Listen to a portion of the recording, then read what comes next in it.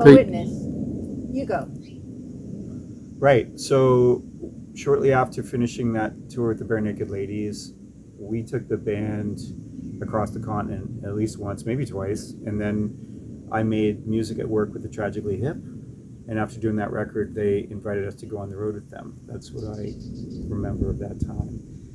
And part of that drill was us getting to record at their studio. So we made a witness at the Bathhouse up in Bath, Ontario, in between tours. And by then we were just fully our band with Tony and Mike Mazer expanded to include Dan Rubin on bass. Sometimes the three of them would join. Sometimes it would just be two of them. Sometimes we play as a duo. I remember writing all the songs. You know, How You Gonna Bring Your Children to God was done after Columbine. Exquisite Corpse was done after Amadou Diallo. Diallo's murder. And I just remembered we were just continuing using music to reflect on the world constantly. You know, I remember long drives, conversations about everything that was happening, and ultimately the music that came out of there. What do you remember?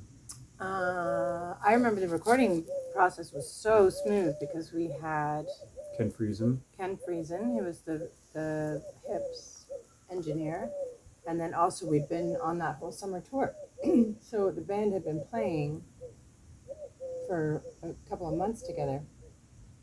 And then I remember at the very end, we finished on a Friday at like 3 a.m. We all slept for about an hour.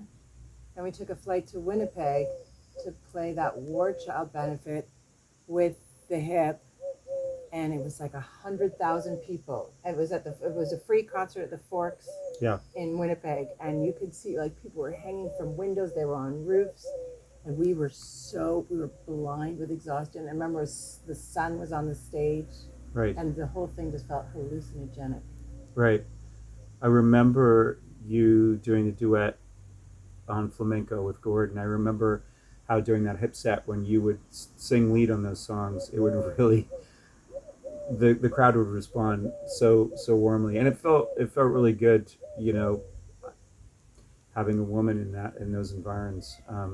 I don't know, it was probably challenging on your side, but I remember feeling, we were bringing our A game to them.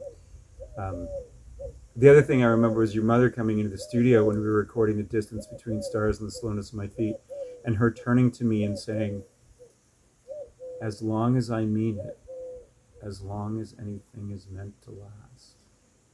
Wow. I don't know if you ever told me that. Oh yeah, and she just let it hang in the air. That something about that hit her, which I thought about years later.